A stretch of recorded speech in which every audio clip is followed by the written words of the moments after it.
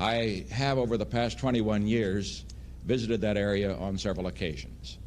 And I would say that a profound and, I believe, lasting change has taken place in these respects. First, where there was no hope for peace, there is now hope. Second, where there was hostility for America in many parts of that part of the world, there is now friendship. And third, while we did have the opportunity to meet new friends in Egypt and in Syria, we were able to reassure old friends in Israel and in Saudi Arabia and in Jordan. What this all adds up to, of course, is not that we have instant peace as a result of one series of negotiations or just one very long trip. But what it does mean is that we are on the way. And it does mean, too, that we must dedicate ourselves to stay the course, as the Vice President has indicated, to stand tall until we reach our goal. Good evening. That was President Nixon in June 1974, returning from a trip to the Middle East. I'm Mary Kissel with Stevens Incorporated, your host for tonight's Nixon seminar on conservative realism and national security. And tonight, we too will discuss the Middle East to mark the second anniversary of the Abraham Accords, the landmark agreements that normalized Israel's relations with Bahrain, Morocco, the UAE, and Sudan. We're honored to have Secretary Mike Pompeo and National Security Advisor Robert O'Brien with us tonight as our co-chairs, as well as our outstanding seminar members. Welcome, gentlemen. Good evening. Good evening. Secretary Pompeo, I want to start with you as we mark 2 years of the Abraham Accords. Are there echoes here of Nixon's efforts to negotiate with other Middle East partners to have new thinking? What was the key insight that your administration, our administration had that made the Abraham Accords possible? Over to you. Well, Mary, thank you. It's great to be with everyone tonight. There are certainly echoes of what you heard President Nixon speak of there. When you think of people, leaders that had to be in place to make such a thing happen, and the trust that had to be built over a substantial period of time, I'm sure we'll talk about that, places where we had gaps too. The central understanding that allowed this to break free, however, was something that I think President Nixon would have appreciated. Times are certainly different when we came into office. The central understanding was that we made a decent, full-on effort to make life better for the Palestinians, and we clearly demonstrated that they were going to reject that and everything else, and that freed us from the central conceit of, frankly, both Republicans and Democrat administrations before ours, which was nothing can happen until that thing's fixed, till somehow the Palestinians and the Israelis come to an understanding. We knew that wasn't going to happen with Abu Mazen in charge in the West Bank, with Hamas in charge in the Gaza Strip. And so we moved past that, and we were able to, and we'll talk about that, I'm sure, in some depth, we were able to convince the other countries that joined the Abraham Accords to move past that as well, that this was a different time in history, that while resolving that conflict and making life better for the Palestinian people was important. It wasn't a gating issue for them changing their core foreign policy belief, which was the destruction of the nation of Israel. And so once we moved past that and had adopted a posture that said, we're happy to work if Abu Mazen changes his mind, if these guys come out of their decades of terrorist support, happy to work with them. But until they do, we're not going to stop working on the peace, which is so important to the region. And that understanding freed us up in so many ways, and we found great partners that joined us in that understanding. Ambassador O'Brien, I'm wondering if you can pick up there also where the Secretary was leading us. So there was this central idea that, if it didn't work for decades, it wasn't going to work. And so that's important. That's a foundation, but you do have to have partners. Give us a little bit of an inside view as to how you and others found those partnerships and who the people were that made this possible. I think you're on mute, Ambassador.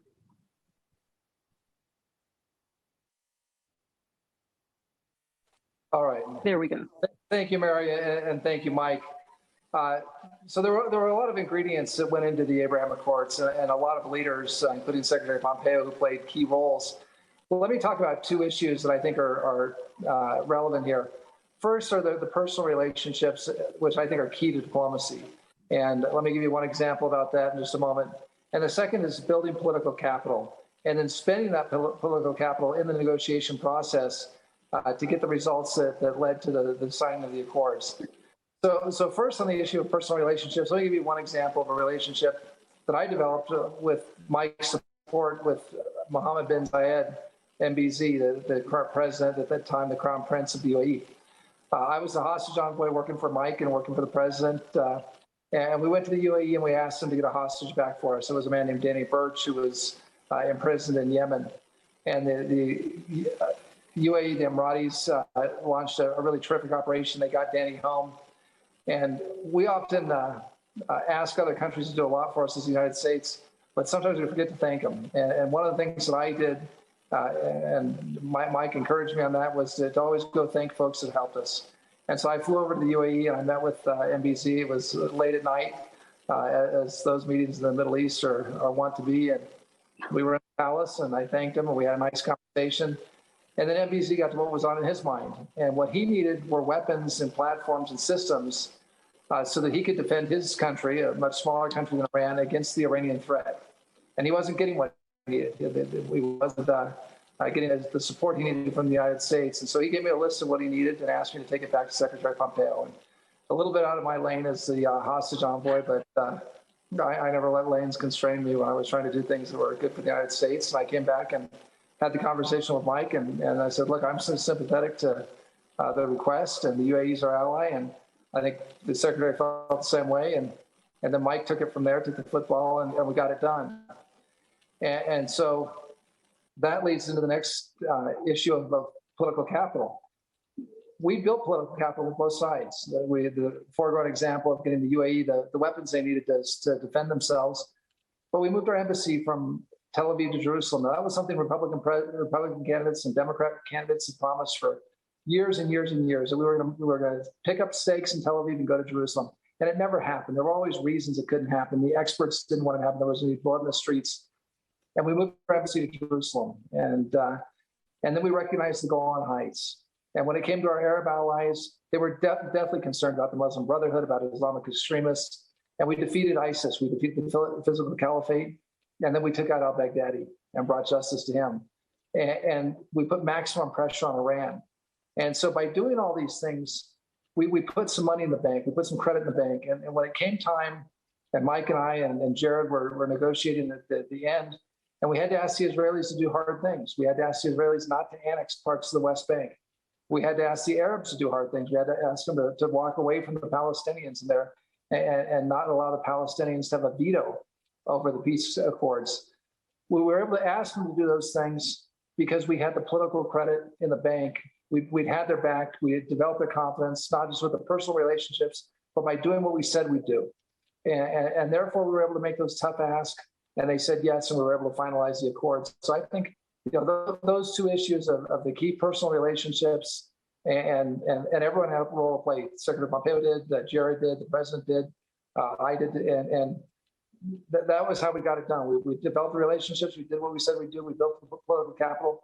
And then we did something politicians don't like to do. We spent the capital to get a great result. And it was a historic undertaking, and it's enduring. I just came back from Israel last week, and we'll talk more about that later. But gosh, the people in Israel are grateful for what the team did, for what President Trump did, for what Secretary Pompeo and that our whole team did to get those accords in place, because it's changing their lives day to day. They're seeing the impacts of the accords today, 2 years later. So it was a blessing to be part of that team.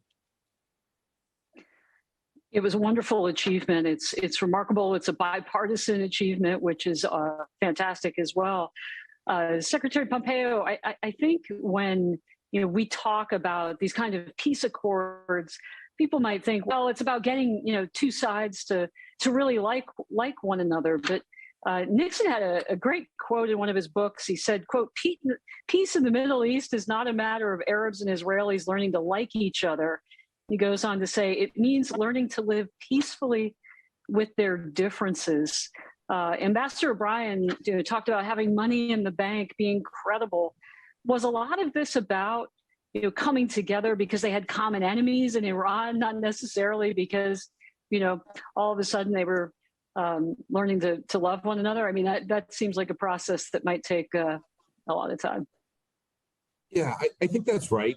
And this often goes to, we can think about when you say they like each other, you can think about whether the leaders get along and cooperate, whether the people of the countries have deep ties and connections as well, and the breadth and depth of those relationships. It's certainly the case that those relationships don't get built out until after with any true strength. And I think one of the things Ambassador O'Brien is referring to is what's happened in the ensuing 2 years, where you now have real footholds in the commercial space and the security space and the diplomatic space that didn't exist even when the agreements were signed. I think that's true. So you do have to move past that. You have to find a set of common interests. There were three pieces of this. Ambassador O'Brien spoke to them all. One was no one, no Arab nation, no one in America, no other country who was watching us do this as well. There's a lot going on in the world while we were doing the Abraham Accords. Ever mistook the fact that we were going to be deeply connected to the nation of Israel, and we were going to do everything we needed to do to have their back. That turned out to be really important, not just to the Israelis when we asked them to do hard things, but our other friends saw that we were going to stick with our friends. So there was an important component of that as well. The second piece I just call Iran bad, right? Our notion of Iran bad gave courage to the Arab nations, not just those who signed the Abraham Accords, but those around it, the Omanis, the Kuwaitis, the list goes on, to say they recognize the thing that threatens our people, and they are prepared to do the hard work to enable us to secure our nation against those bad actors. I don't know that the Abraham Accords happened without the strike on Soleimani, right? We don't think of those as being connected, but I can assure you that those Arab leaders said, oh my goodness, these folks are serious about pushing back. They knew what the risk that had been taken in striking Soleimani, the risk to America, the risk to our forces in Iraq and in Syria. They knew we were prepared to do hard things to secure prosperity and peace for their region in a way that previous administrations had just walked away from. And so deep connection to Israel, prepared to do hard things to push back against Iran being such an incalcitrant actor, the world's largest state sponsor in terror. And those built the conditions that enabled us to get this thing across the line at the end. Again, connections to Richard Nixon, who armed Israel during the Yom Kippur War, but also worked to find common ground between Israel and its former enemies in the region. Ambassador O'Brien, I want to go back to you before we open it up also to the seminar members. Secretary Pompeo talked about Iran, the maximum pressure campaign, the fact that pressure is what facilitated the Abraham Accords, and by the way, also stopped a lot of terror in the region and around the world. We have an administration now that is once again coming to the table for talks. What impact, if any, might that have on the Abraham Accords? Well, I think there's a real concern. As I mentioned, I was in Tel Aviv and Jerusalem last week. I met with a lot of officials, both the former officials and the current government officials of Israel. We saw our friend Bibi Netanyahu, who sent his best to you, Mike. And look, there's a concern that the new JCPOA deal, which is viewed in the region, not just by the Israelis, but by our Arab partners, as a complete American surrender to Iran. In 2 years, it will allow Iran to increase its enrichment capacity by tenfold. It'll give them $100 billion in sanctions relief. No one believes that the Iranian government is going to spend that on the middle class and on making Iran a better place. They're going to spend it on terrorism and on ballistic missile programs. And so there's a real concern that if that happens, especially our Arab allies, if they see the U.S. pulling back from the region, if they see the U.S. pulling back from maximum pressure on Iran, that they're going to have to create their space for themselves, that they're going to have to engage in the equivalent of a separate peace with Iran, because they no longer believe the U.S. has their back the way they did when we were in office. And as a result, look, the Iranians aren't going to do that for free. The Iranians are going to ask those Arab allies of Israel now and of the United States to lessen their ties with Israel, to tamp down on all the commercial activity that Mike was talking about with the Abraham Accords. And there's a concern that China will step into the region. And China will step in and ask our Arab allies to do things that are harmful to Israel for a different reason. One of the benefits of the Abraham Accords, and this is something the Secretary and I worked on, it dealt with 5G and technology. The Chinese, when we shut them out of buying a lot of our tech companies and stealing our tech, they turned to Israel because Israel has a burgeoning tech industry, and Tel Aviv, which is kind of the second Silicon Valley now. It's really an amazing thing to behold. And the Chinese were trying to invest there. Once we had the Abraham Accords, a lot of that investment in Israeli tech came from the UAE, it came from Bahrain, it came from Saudi Arabia, and it displaced the Chinese money. And the Chinese got kind of pushed out of the tech sector in Israel. Now, if the Chinese come back in to give security guarantees to our Arab allies, if they see the U.S. retreating, they're not going to want that to happen. They're going to want a piece of whatever investment in Israeli tech is taking place. So we've got a real danger here that the JCPOA, which was a terrible deal to begin with, the current deal is even worse than the first deal, if that can be. There's a chance that if that's signed, this wonderful framework of the Abraham Accords of peace with not only the Arab countries, but even the state of Kosovo, which is a Muslim majority state in Europe, it could really fall apart because of the failure to contain Iran, the failure to keep up our maximum pressure campaign that we all work so hard on. So it's a concern in Israel. I think it's a concern in the entire Gulf region, and it'll be a heartbreak if signing that deal leads to a lessening of American influence in the region and an undermining of these terrific accords that we got signed.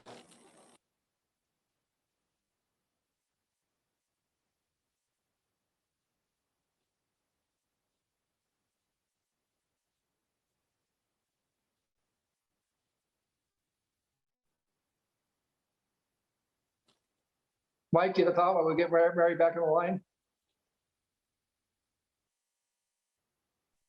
I think we mentioned communist China and suddenly my feed was cut. So you can tell if that's a coincidence or not. I'm sorry, I just missed you there for the last couple of minutes. Ambassador, do you have anything else to say? Otherwise, I wanted to open it up. I wanted to kick this over to one of the congressmen that have joined us. Any further thoughts, no. Ambassador? Mary, I think I've had my say, and looking forward to hearing from the congressman as well. Okay, great. And if I get cut off again, well, you know who to blame. Congressman Gallagher, thanks so much for joining us tonight. We've got a great lineup of seminar members.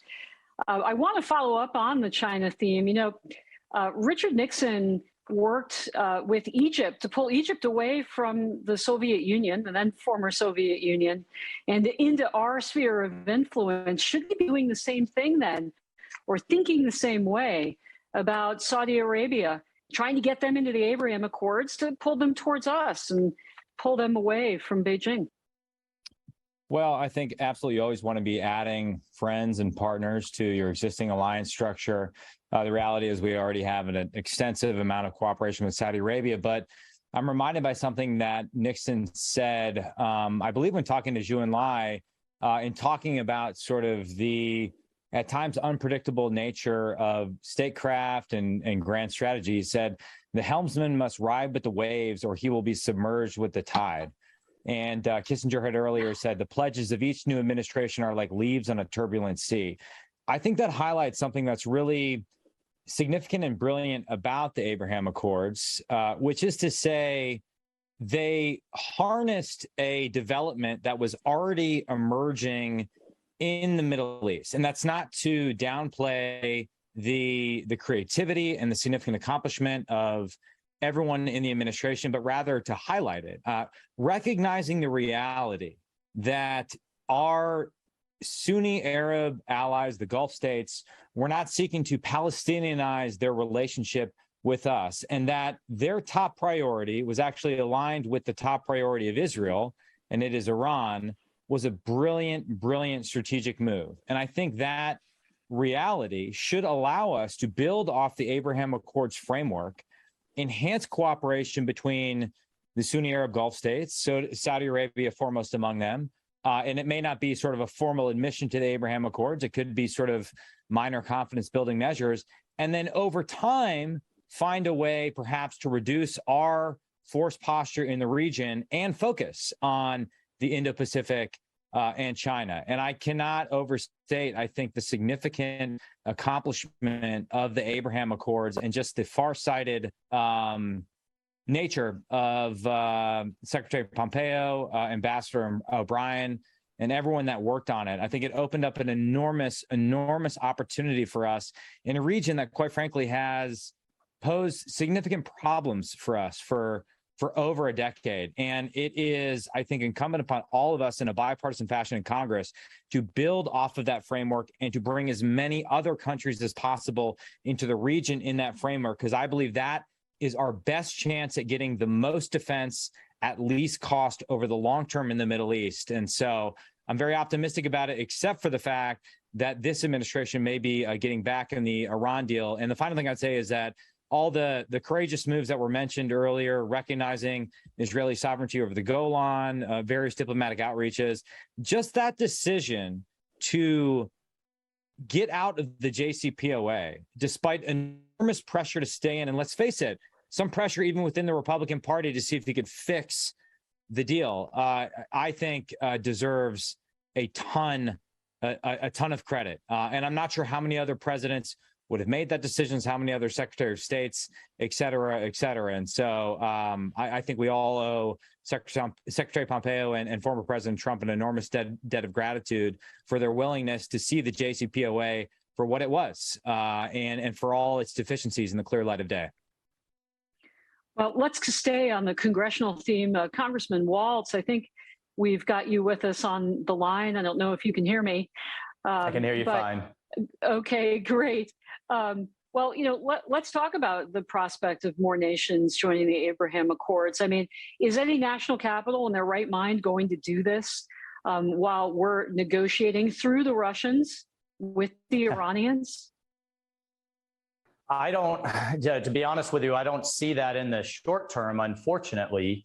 I do think the opportunities are there, as Representative Gallagher laid out, and I certainly want to second his praise of the administration. I mean, it was really a series of moves that they were able to put in place in a relatively short period of time that I think is, as Mike Gallagher said, really just essentially realized and poured fuel in the fire of the reality of what our Sunni, what our Sunni allies had, I think, a direction they had been wanting to move for some time.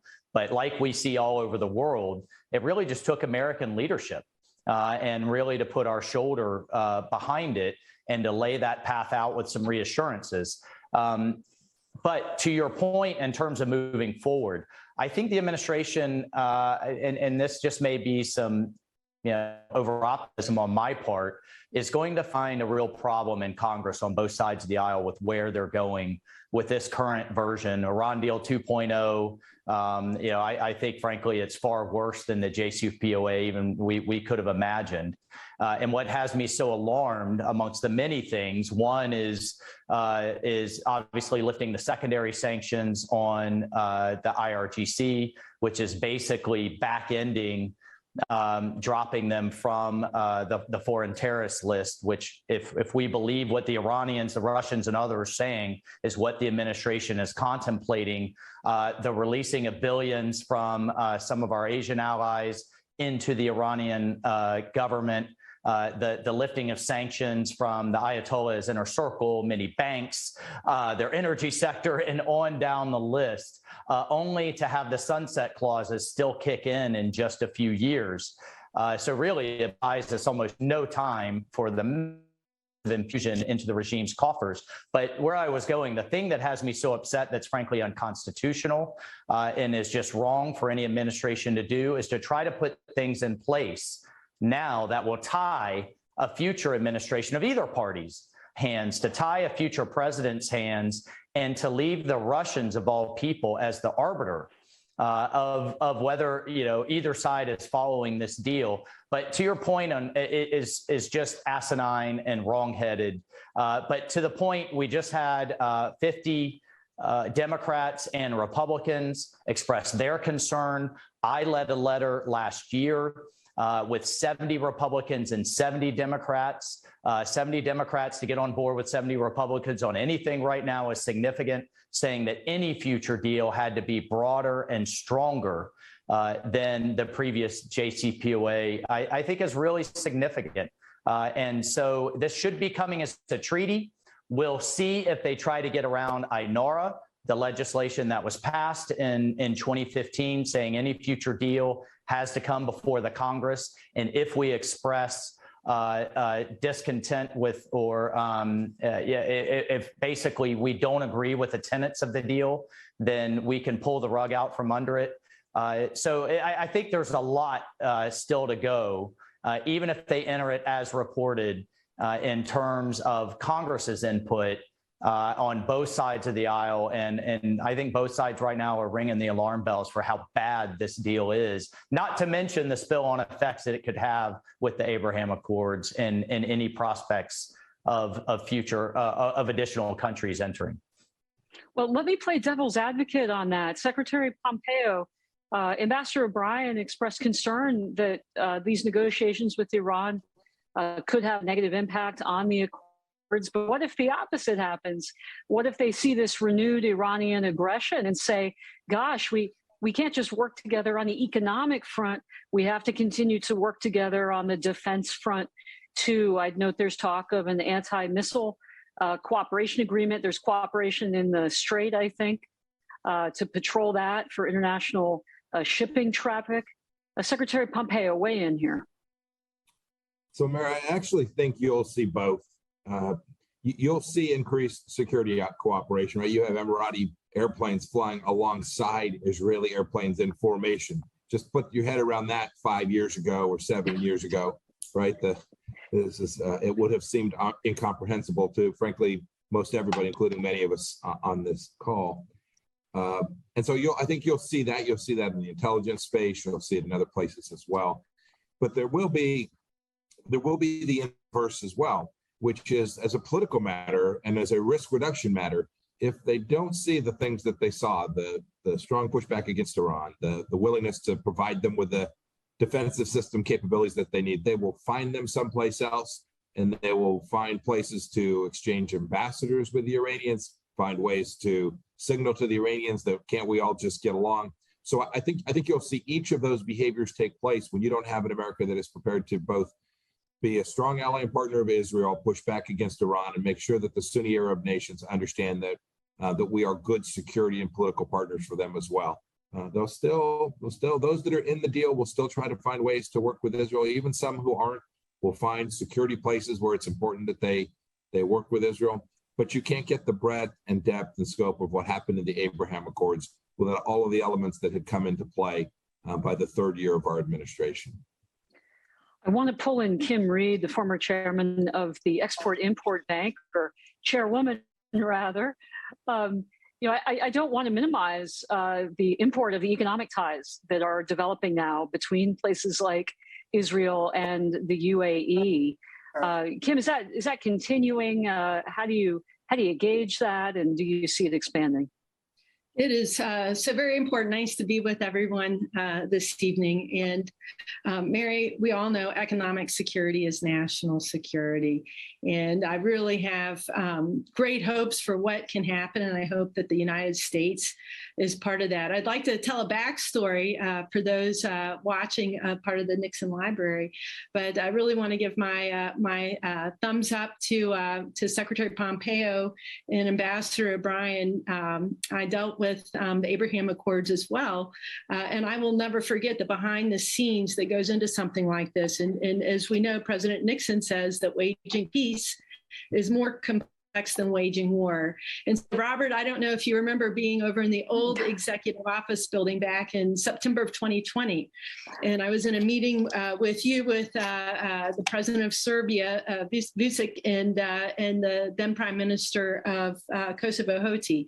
And to see you and Rick Grinnell and the entire team, what it took to bring them together in the negotiations and the intensity of that discussion. It was an honor to watch the diplomacy take place firsthand. And economics was absolutely part of that. I don't know if you want to add to that, but also I want to say Secretary Pompeo did a great job as a negotiator and diplomat all around the world. And in December of 2020, there's something that happens every year called the Manama Dialogue. And this was at the height of COVID. And Secretary Pompeo appeared virtually for his remarks. And I had the honor of being the lead American there on the ground. And so this is an annual gathering sponsored by the International Institute for Strategic Studies. And all of the countries in the Middle East are there, and they have intensive policy discussions. But more important than that are the side discussions. And I had one-on-one bilateral meetings with a variety of foreign ministers and finance ministers from countries as diverse as Bahrain to Oman. And I brought that economic message and what Exim could be doing. And what grew from that was then going to Oman. And also what grew out of that, just to close out on the economic front, something that really troubles me right now. And I'd love to get the Secretary and Ambassador's read on this, but one of my last trips as head of Exim was into Sudan. And this was in early January 2021. And it was with great pride that I got to meet with all the leaders of that country. And I signed an MOU with the finance minister. And I don't know if you can see this, but this is a picture of me with the finance minister, Dr. Hiba Ahmed Albi. And I gave her something. I don't know if you can see it here, but what I gave her was a Martha Washington pin. And Martha Washington had this pin at the start of the United States, and she gave this for the hope for the future of peace, prosperity for our country. And I extended that same message to the people of Sudan. And what a travesty of what we have going on right now. So I hope some good things can come, but I'd love to hear some points on that, because it was great to have them be part of the Abraham Accord. Well, I don't think it's widely known by the public, all of these other people that worked toward actually securing these accords. And Kim, these stories just aren't widely known. I mean, we know what Jared and Robert and the Secretary did, but before we go back to our co-chairs, I want to pull in Alex Gray, who was very much behind the scenes, shuttling back and forth between all of these nations. Alex, I mean, it looks great now. We're celebrating a 2-year anniversary, but when you were in the middle of this, were you sure that this was going to come off? I mean, how did it look from your vantage point at the National Security Council? Well, thanks, Mary. It's always fascinating watching up close as history like this is being made. And the amount of, as Kim Reed alluded to, the amount of behind the scenes prep work that gets done is pretty extraordinary. And, we always rightfully celebrate the people whose names are on the signature line, but there's a lot of great staff work by people like Miguel Correa and Rob Greenway and the State Department team that goes into this. And so a lot of unsung heroes making this stuff happen.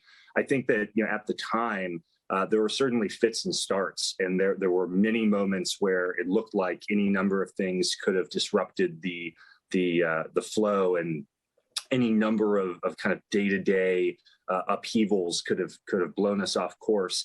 But I think it's a testament to the perseverance of Secretary Pompeo and Ambassador O'Brien and President Trump that we never, and the leaders on the other side, that we never allowed ourselves to be thrown permanently in the wrong direction. So, this is the thing about making diplomacy at that high level of stakes, is I think there is a tremendous capacity for human error and for day-to-day events to take us off course. But we had a firm strategy, we had good leadership, and I think ultimately the outcome was we were going to get there eventually, even if we had a couple of bits of turbulence on the way in. Well, Ambassador O'Brien, I want to go back to you, because Kim did pose a question about Sudan and the accords there, whether or not it's lasting. Are you concerned that, you mentioned this earlier, that you think that some parts of these accords might deteriorate over time? Well, Kim raised a good point, and it was always great to have her in our negotiations because Kim had a checkbook. So I know the secretary and I always liked having Kim or Adam Bowler with the plane because they could help do some economic work. That every politician, every country wants more jobs and more infrastructure, and Kim was able to help with that, and others were as well. So she played a key role, and Adam did, and Brian Hook and many others, Keith Crocker with the State Department. So we had a great economic team that helped underpin and undergird these. When it comes to Sudan, we spent a lot of time in the region last week talking about Sudan. They've obviously had some backsliding as far as their democracy goes.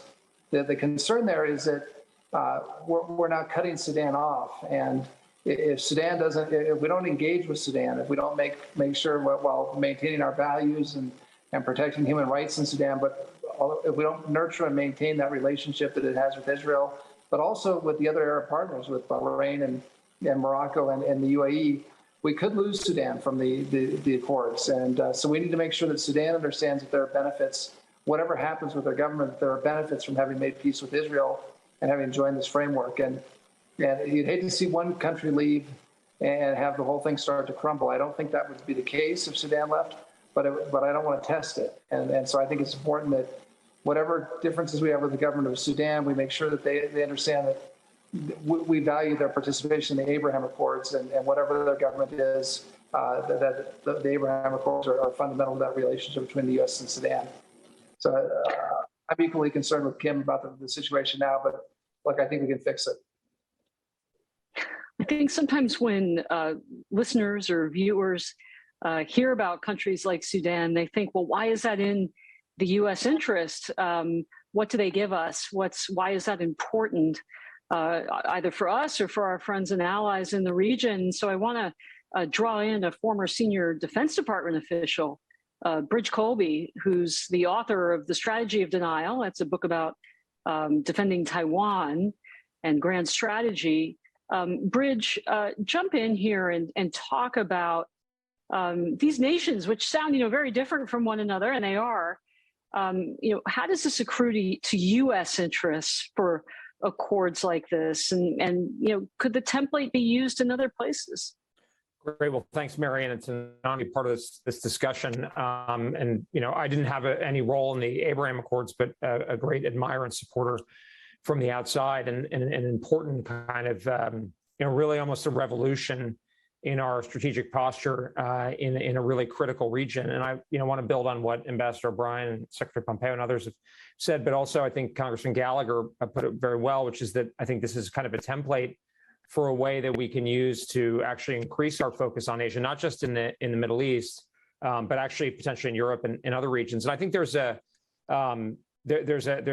you mentioned, Mary, and we saw some President Nixon remarks, but one of the things that was so typical of, I think, President Nixon's most successful foreign policy sort of coups, if you will, or maneuvers, was that he and Kissinger and others were able to turn things that seemed impossible or improbable or even counterproductive into advantages. I mean, the way that we were able, partially because we recognized that in Sadat, able to turn a conflict, a horrible conflict in the Yom Kippur, the October War of 1973, into a much different relationship with Egypt that still stands today, and of course, in many other respects.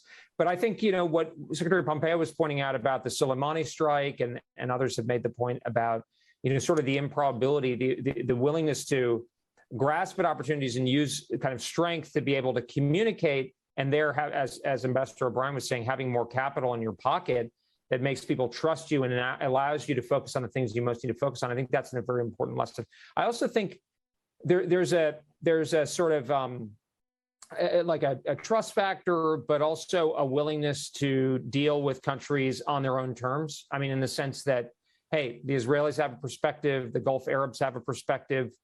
We're not going to agree with Saudi on everything, but we're going to look at what's the big issue here and where we can align and how we can make progress, even if that involves steps that seemed, the capital of Jerusalem or recognizing Israeli sovereignty over the Golan. Those were chivalrous in the old days, and apparently not.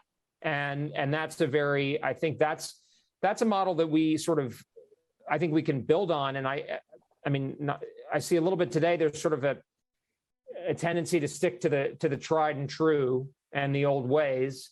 And the old ways are ill-adapted now. We're in a fundamentally different world. And I think that's, a historic legacy of the Abraham Accords, which is significant enough in the region, but also as just a kind of a template. I think there's a part of Kissinger's memoirs, he's such an incredible, writer, where he says there's this sort of dramatic kind of breathtaking maneuvers, but I think they often exactly to the point that I think you were making, Mary, which is they have to reflect underlying realities, but you can accelerate and catalyze that is something that where the statecraft and statesmanship really comes through. And I think this is an example, but one where, I think building on the Middle East, but also in Europe and in place, even in Asia itself, in places like South Asia, where we could have a much different relationship with India, for instance. I mean, really moving past some of the old legacy ways and forming a much different kind of relationship. I think that's the sort of one of the big sort of inspirations I take from this historic agreement. It recalls another quote from Nixon's book, Seize the Moment. He said, quote, "We should not impose a settlement, but rather convince the parties of the merits of its own terms." In other words, just as you said, Bridge, we have to appreciate everybody's point of view and then give them incentives to join. I want to pull in Lanhee Chen, who also worked on some pretty out of the box, unorthodox deals and deal making in different parts of the world. Are there lessons here, Lanhee, to Bridges' point, to use this model that Nixon kind of pioneered with his peacemaking in the Middle East, and that the Trump administration did vis-a-vis the Abraham Accords? Looking forward, could we use it in other places like Asia? Yeah, I think it could be very valuable. And I think one of the things that is still relatively underappreciated because of the relatively short distance since the signing of the Accords is the degree to which we will see massive, I think, economic benefits for the different countries involved and for the entire region. I mean, we talked about this a little bit already, but if you look, for example, at investment, outbound investment from Israel to some of the other countries, you're talking about potentially billions upon billions of dollars in economic activity that's created and made possible because of the Abraham Accords. I think that the question is, can we transfer this model to other parts of the world? And you mentioned Asia, very rightly so, because I think there, the old paradigm that was established, in my view, many years ago, it is a little bit broken in the sense that the new trade routes that we're seeing, the new integration between Southeast Asia and the rest of the Indo-Pacific, are increasing interest, I think, strategic and otherwise, in the economic success of countries in Southeast Asia in particular. And while there isn't necessarily the same history that plagued the region of the Abraham Accords, one does wonder if these kinds of groundbreaking deals are exactly the kinds of things we need to open the economic spigot and create huge development opportunities throughout the Indo-Pacific, and in particular, I key in on Southeast Asia because I think it's such a huge area that's really underappreciated, even, unfortunately, I think in our current politics, the politics of our current presidential administration, a failure to really understand and recognize the strategic as well as economic importance of Southeast Asia. So would be curious to get the ambassador, maybe the secretary's views on what more we can do with respect to development and the future relationship of the United States with Southeast Asia. Well, let's go there. Ambassador O'Brien, the Biden administration has expanded the so-called Quadrilateral Alliance. That's Australia, India, Japan, the United States. They've started AUKUS. That's a largely military agreement between the U.S. and the U.K. and Australia. They're opening up embassies in the Pacific Islands. I mean, the current administration does seem to be doing some of the things that Lanhee has talked about. Is it enough? What else? What more can they do? You've written on this region. Please weigh in.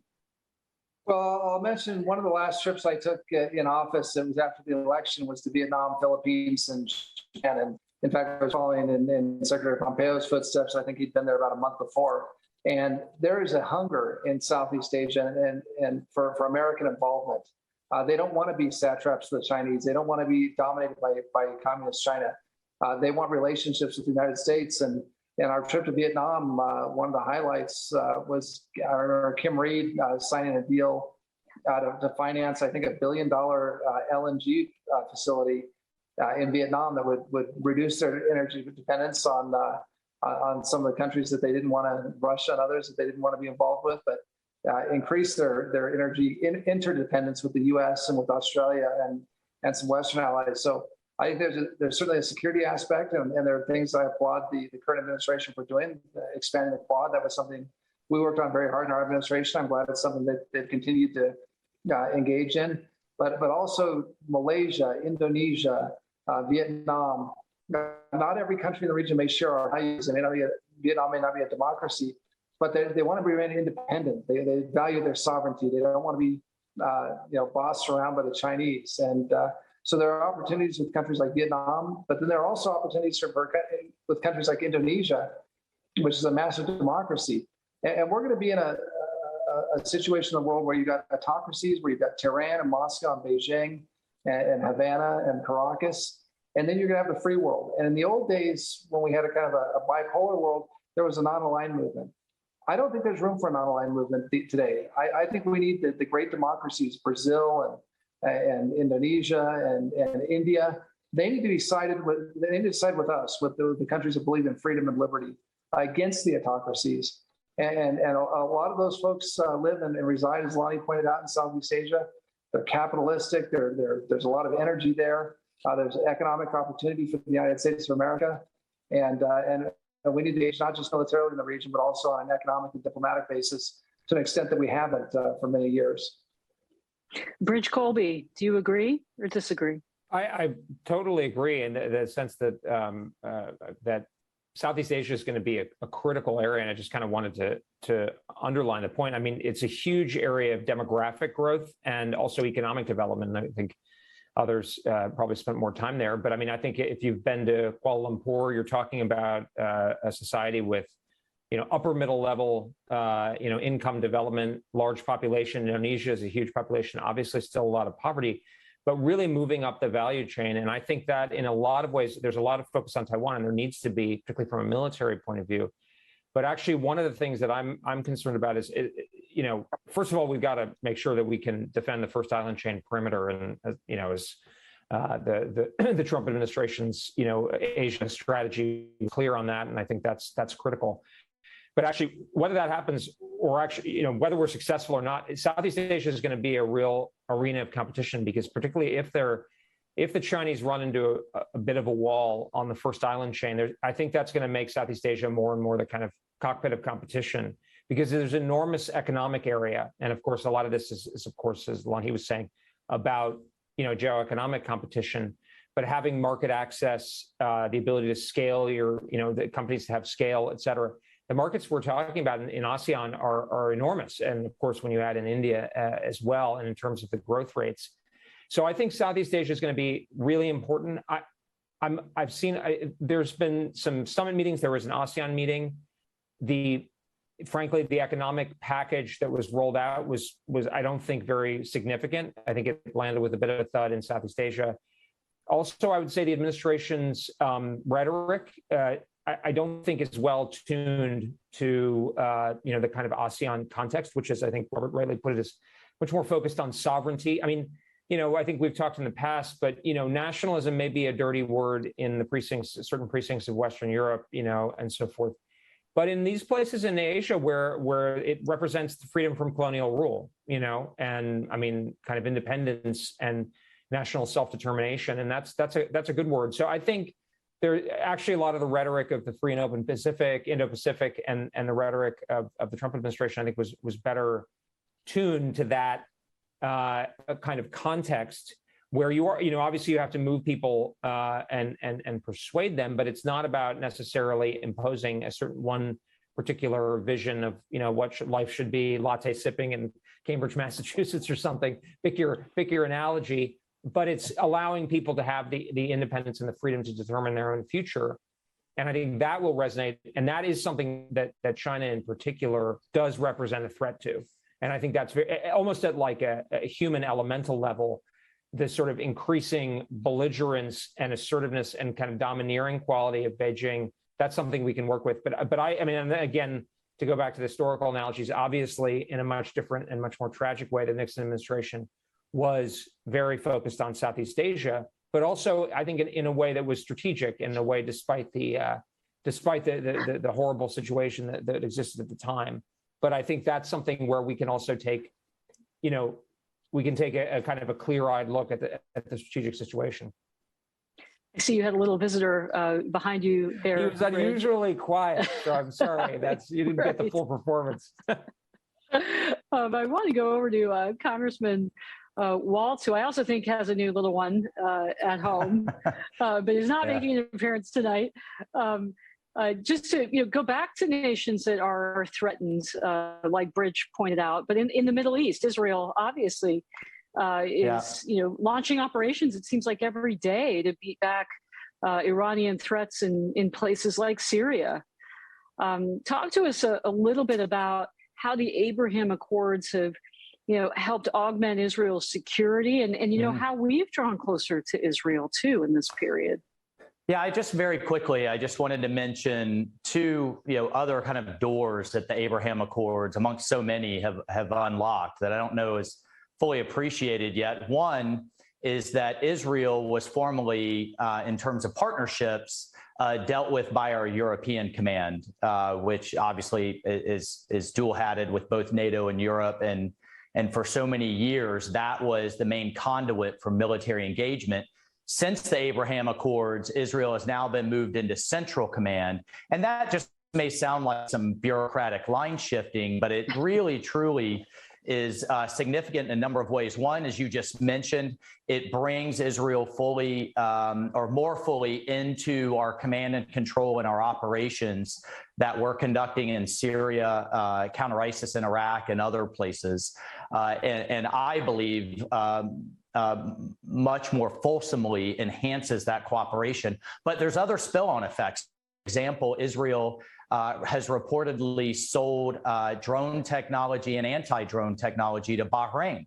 And their defense industry is now coming together in ways that was just totally unthinkable prior to the Abraham Accords. There's intelligence sharing that's going on. There are joint naval exercises with Israeli frigates and our Gulf Arab frigates, with port calls even in each other's ports. So all of these things just a few years ago, prior to the administration's bold move in the Abraham Accords, was completely unthinkable. And for so many out there on the left and the right that want to reduce U.S. involvement, that throw their hands up at the notion of endless wars in the Middle East, well, I think putting Israel from a defense standpoint, technologically and otherwise, more in the center of that relationship allows the U.S. to focus on other things.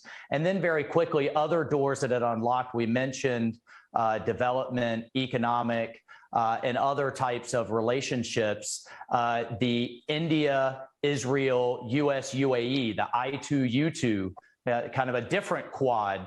Obviously, the U.S. had relationships with all of those countries. Israel had a relationship with India, but bringing the UAE in was not possible without the Abraham Accords. And now they are cooperating in everything from food security.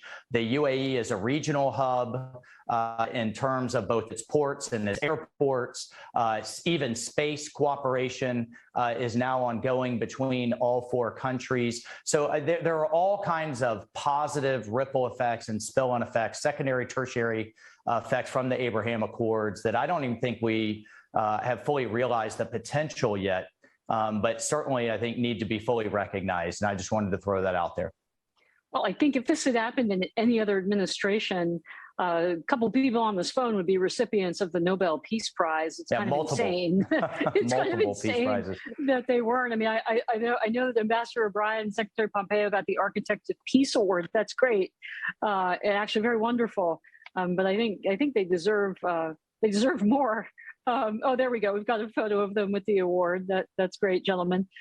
Ambassador O'Brien, you were just in Israel, as you mentioned. We've had just a parade of Israeli officials coming over to the United States. We have the Mossad chief here this week, so concerned about this Iran deal. Can you give us any inside information or break any news here about what the Israelis are saying behind the scenes about the accords and about this appeasement of Tehran? Well, they're very concerned, Mary, and they're concerned, both the opposition and the government, equally concerned. I think there was some thought that by the current government, by the prime minister, that if they engaged in quiet diplomacy with the Biden administration, if they didn't criticize out loud, if they took maybe a little bit of a lower profile than Bibi Netanyahu did with the Obama administration, that would garner them some dividends. But I think they're seeing the leaks about the concessions that are being made to get this accord done. They're seeing the Americans engaged at a time when the Russians are invading Ukraine, that we're using the Russians as our interlocutor with the Iranians. They don't understand it. And so I think you're going to see, even with the current government, which is taking a quiet approach up until now, I think you're going to see a more vocal approach. I think they're going to be reaching out to senators and congressmen like the Congressman Gallagher and Congressman Waltz on the line, but Democrats as well. I think they're going to be engaging the American public because this is existential for Israel. I was at the UN back in the Bush administration in 2005 when Ahmadinejad came and said Israel's a one-bomb country, and nothing's changed. They're still pursuing the same bomb. They'd like to take Israel out, and I think Israel understands across the board politically with all the different parties, center left, center right, far right, that they understand the devastating geopolitical impact that the JCPOA could have on their national security. And I think they're extraordinarily concerned about it. I think we're going to hear more in the coming weeks from the Israelis. I hope it's not too late. And I hope the administration, realizes, as they get closer to signing, that it's better to walk away from a bad deal than to get, a day or two of media attention for signing the accords. They're going to do far better in the long run. I say this as an American, not as a Republican. Far better in the long run, walking away from this bad deal and keeping maximum pressure on the Iranians. Secretary Pompeo, closing thoughts tonight, marking the second anniversary of the Abraham Accords, and also this news that we've been talking about throughout the seminar of renewed appeasement of Iran and the potential impact on the accords.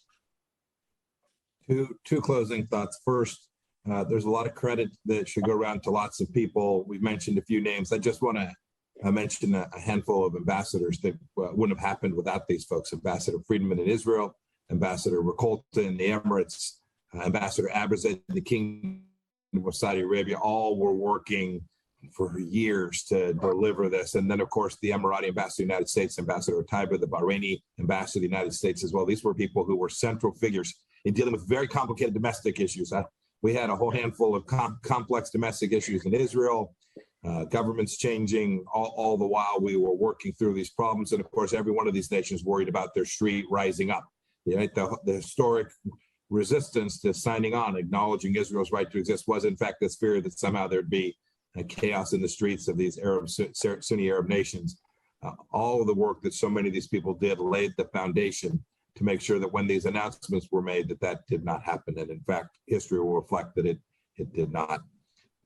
Second thought, so as this administration continues to pursue discussions with the Iranians, you can see the risk to the United States of America. I remember being told, I'd been the Secretary of State just for a couple of weeks when we withdrew from the JCPOA. I remember being told, there's no way you can get this peace deal delivered, and that the sanctions that you intend to put in place, the American sanctions, because it will be America alone, won't work. Well, facts matter. And as the day we walked out on January 20th at noon of 2021, the Iranians had gone from having $96 billion worth of foreign exchange reserves down to $4 billion of foreign exchange reserves. Sadly, this administration, even before they've re-entered into an agreement, has ceased to enforce those sanctions with the same energy and vigor and elan that we had. And the Iranian economy will grow faster this year than the American economy. That is dangerous to every American all across this country, and the Arab nations are noticing this as well. Once you concede the right to enrich to the Iranians, once you concede that central right, no matter how much uranium they actually have, once you tell them that they are permitted to enrich in a way, then the Emiratis, who we were holding to the quote gold standard, end of quote, The Saudis, many nations in the region will see for themselves that they too need to possess the capacity to enrich. They'll all pretend it's for their domestic energy sources. We, of course, know that there's no need to enrich inside your country to deliver for domestic nuclear power. Once you concede that right to the Iranians, then we are down a path that is fundamentally at odds with what we delivered in the Abraham Accords. I pray this administration will see that this makes no sense. They will recognize that the next American president is going to walk away from this thing. That is just 30 months from now. So this is a short-term deal for sure. And they'll see that it is not worth the candle for them, and they'll continue to protect America in the way that we did. Well, on the second anniversary of the Accords, congratulations to everyone who participated. It was a historic achievement. And as we've discussed tonight, it's an achievement and the kind of thinking that could be applied in other parts of the world, and that we also take inspiration from President Nixon and his shuttle diplomacy and efforts for peace. And with that, we're unfortunately out of time. So I want to thank our co-chairs, Ambassador O'Brien and Secretary Pompeo tonight for their insights, our fantastic seminar members, the Nixon Foundation team, and of course, all of you for watching. Please follow us. Everyone on this seminar call is on social media and on your television screens and in your ears and podcast and radio. That's it for this month's Nixon seminar on conservative realism. We'll be in person in Yorba Linda next month. We hope you'll join us there. I'm Mary Kissel. Good night.